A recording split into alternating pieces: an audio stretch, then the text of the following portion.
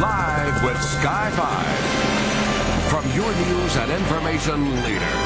This is News Channel 5 at 5. Good evening, everyone. It's not a CSI episode, but it could be. A Nashville dentist took teeth imprints from 4 dogs suspected of mauling to death a Franklin County woman. Well, tonight, those molds have helped positively ID one of the dogs responsible. News Channel 5's Chris Cannon has been piecing together the facts of this story. He is live now in Winchester with the very latest for us. Chris. Rory, investigators here at the Franklin County Sheriff's Department say several dogs bit Diana Ackland over 200 times during a vicious attack. 4 of those bites were clear enough for doctors to study. Well, the results are in, but the dog's owner wants even more evidence.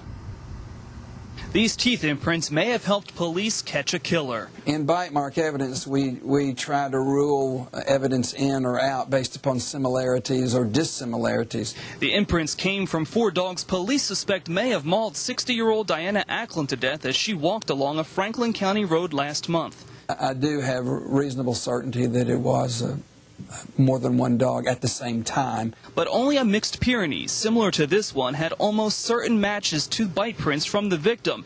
He and his brother still sit locked up. The owner has those confined inside his barn with some wire and some fencing where they can't get out of the barn. Winchester doctor Ephraim Gamada owns the dogs in question. He told police his animals aren't capable of killing someone and wants to see more evidence before he does anything. We took swabs from the animals' mouths and from some spots on the animal themselves that could have possibly been blood. The 2 mixed Pyrenees' father may have also been in on the attack. He still sits in the dog pound.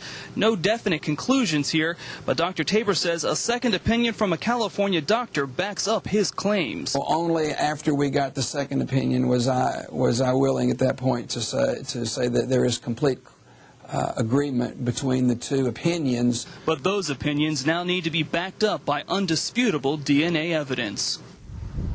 And a crime lab continues to analyze that DNA evidence. I tried to talk to Dr. Gamada several times today at his doctor's office here in Winchester, but he was just too busy to talk with me. Now, a chocolate lab was the 4th dog taken in for those imprints. That dog has been ruled out, and his owner is free to come pick him up. Now, as for those other dogs, the 2 mixed Pyrenees dogs, they will stay locked up at Dr. Gamada's house until that DNA evidence comes back. We're live in Winchester. Chris Cannon, News Channel 5. All right, Chris, thanks. There is no word tonight if the owner of the Great Pyrenees dogs will face any charges.